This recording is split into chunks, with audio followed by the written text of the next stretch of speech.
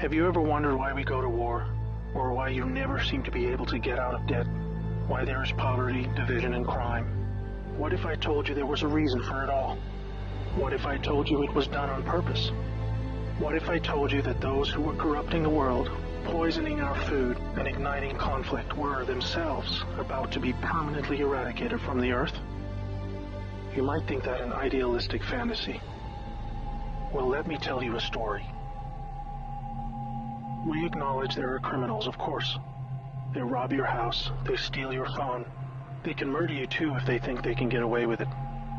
We have all experienced criminals in one way or another.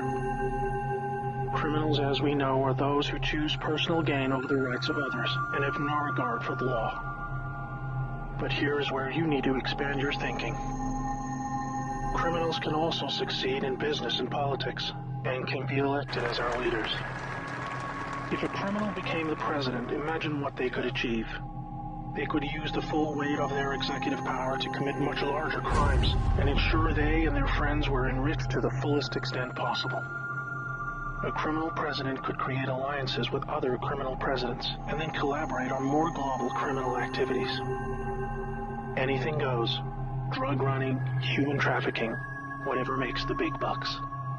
The 20th century was turbulent with war, economic disaster, famines, and displacement. We have always accepted these things as just human nature, and simply the way the world works.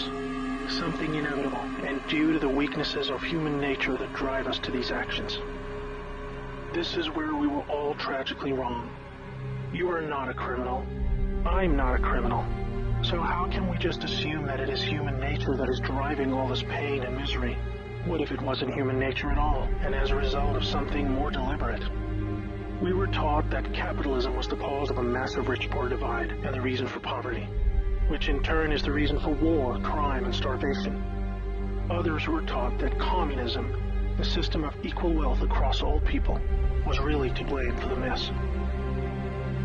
But you see, folks, it is none of these things. It is not our nature to fight and be racist. It is not in our nature to rob from others. What you must learn is that it was the criminals all along. Yes, they got power. More power than a criminal should ever have. They rose to the top of media companies that control our news and entertainment. They ascended to the top of the banking system, also to the Oval Office, to Brussels, to the Vatican, to the Crown. They crept in quietly. They became leaders of agricultural companies who have control over our food supply. Also big pharmaceutical companies, the ones we trust to help us when we're sick. Nobody stopped them, and they just recruited more criminals to help them. First, they accumulated the world's wealth. They invented a system of money called central banking, which lends money to governments with interest, placing countries into eternal debt. People's wealth got less.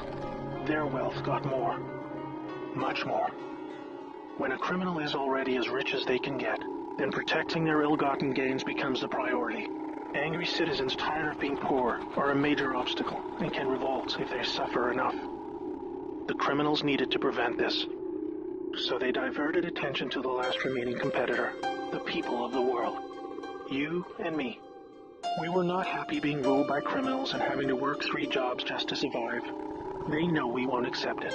So they use their control of the media to set black against white, woman against man, young against old, Muslim against Christian. They convinced us we were the problem so that we would fight and destroy ourselves. To get it done faster, they attacked all aspects of humanity that make us strong. Like family. Using their influence over culture, they popularized lifestyle choices that led to a surge in broken homes, lost youth, and substance abuse. I could talk all day about how else they deliberately weakened us, and it would turn your stomach. We were just trying to get on with living. So where are all the good guys? Good people just want to get married, have kids, make a living, and enjoy their liberty. Well, there were good guys. Many. One became the President of the United States in January 1961. He knew about these criminals and wanted them gone. He knew their intentions for us all, and he wanted to fight them. Sadly, he had no idea how powerful they had become. Reagan also had good intentions for the American people. He knew this criminal mafia controlled almost everything by this stage, including the powerful rogue intelligence agencies. His economic policies were promising, but the criminals needed a weak America to hold on to their power. Reagan was shown with a bullet that a growing U.S. economy and prosperous citizens were not what the criminals wanted. It was looking pretty grim for good people. Every time someone wanted to stand up and do the right thing, they got stopped. Were we ever to be freed? These criminals are also known as the Deep State, or Cabal, because of how they control things behind the scenes. Every president after Reagan was one of these Deep State criminals, and their empire got even stronger. With each bad president came new depths America and the world would sink. The world collapsed into darkness. Do you need me to tell you how? Destroyed factories, declining job numbers, sicker people, opioids, destruction of Iraq, Syria, and Yemen with pointless war, displacement of people into Europe, ISIS, terrorism, collapsed governments, poverty, and genocide. Total misery. Do you think that was inevitable? Hell no. Well, here's where things start to take a new turn. When the full picture comes to be known, it will forever be regarded as the greatest story ever told. Well, here is the top line. Some good people still held positions of power. They valued humanity and the rule of law. While the criminals discussed their game plan at the annual Bilderberg meetings, the good guys were making plans of their own. The information age was coming to change history forever. As the internet flooded into every home and appliances became smarter, and when people started carrying tracking devices, an opportunity to put an end to criminal control over the world was emerging.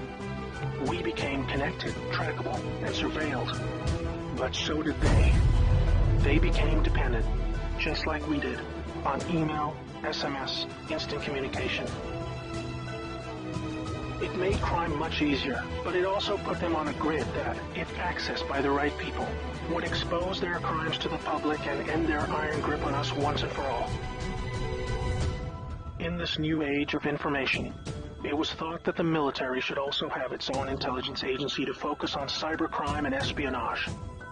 They called this the NSA, the National Security Agency.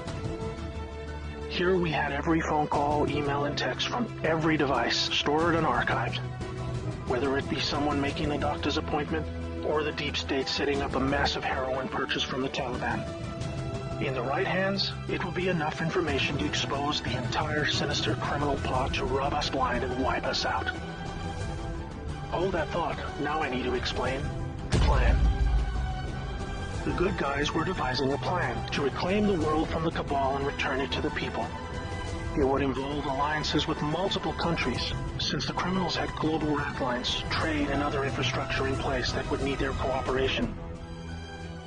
It came down to two choices for America. Launch a military coup to seize the government from whichever cabal puppet was in the White House at the time. Or win legitimately, take control of the NSA, expose the criminals for what they are, and arrest them all. Obviously, the first option would be very troubling for the public. With people still preoccupied with cabal-engineered social issues, they would likely revolt and hurt themselves and others. No, it would have to be the latter.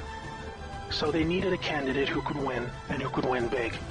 Many states like California had been so heavily inundated by criminals that even the voting machines were electronically set up to swing votes any which way. It would need to be a very decisive victory. Good patriots in the U.S. military and their global partners asked Trump to run for president so they could take back control of America legitimately without alarming the public. Trump was a good choice, obviously, because he overcame the voter fraud and won. But he was a patriot, and he was loved and admired by the public. He was not interested in joining the cabal because they hated America, and he did not agree with them on that point. As soon as he showed interest in taking power, they activated their media assets to viciously turn on him. That's when we saw the sudden hatred emerge. Even when he won, the cabal still had no idea what he was a part of, and the sophisticated plan that was about to unfold against them. Shocked at their loss, they mobilized their full arsenal of intelligence, media, money, and technology to try and take back power. Their people at the top of the DOJ and FBI then put together a plan to frame Trump and have him impeached. This is where we come back to the NSA again. All messages were stored and could be used to expose this plot and prevent Trump's overthrow. An entire book will be written about the first 2 years of Trump's presidency. False flag terror attacks, down planes, missile alerts, assassination attempts. Here is the point. The world is currently experiencing a dramatic covert war of biblical proportions. Literally the fight for Earth, between the forces of good and evil. I can't put it in simpler terms, but I can say it appears the good guys are winning. The cabal had complete control over North Korea. They hijacked the Kim dynasty, took them hostage, and worked to build up a nuclear arsenal to threaten the world. Kim Jong-un suddenly embracing peace was simply because the deep state were beaten and driven out. ISIS was also destroyed in the year following Trump's win. We are all starting to see the pattern now, that enough time has passed, that our biggest global concerns are starting to recede, and peace is returning. It is all evidence that the good guys are winning the war. But we are still in the middle. While a lot is improving, it still puzzles many that most of these known criminals are still free, especially the higher-ups like Hillary Clinton, the Bushes, and Obama. That is coming in the next chapter of the story. That's why we have Q. The good guys with control over the NSA began the Q intelligence dissemination program to invoke an online grassroots movement that came to be called the Great Awakening. It started on underground internet channels and then moved to the mainstream. Q has been a fun distraction for those who follow world events and desire truth, but it is about to begin a much more important and necessary phase, keeping the public informed when the deep state war breaks out onto the surface. By this, I mean high-profile arrests. Yes, folks, the criminals I'm referring to are famous politicians, actors, singers, CEOs, and celebrities. People who have earned our trust, respect, and admiration. They have done very bad things that are all fully known and documented, and they will be severely punished. Those of us who have followed Q since the beginning will be here to help you make sense of the coming events. We are among the first to realize that our petty partisan divisions are just trivial distractions, and we are all enslaved by a hidden enemy. We realize that the problem was never capitalism or socialism, Democrat or Republican, black or white, Muslim or Christian. We know it was just very powerful criminals who had too much power. Fellow slaves, it's time to buckle your seatbelt, recognize your true enemy, and embrace a new future that we all owe to the brave patriots who risked their lives to achieve this victory against the greatest force of evil the world has ever known.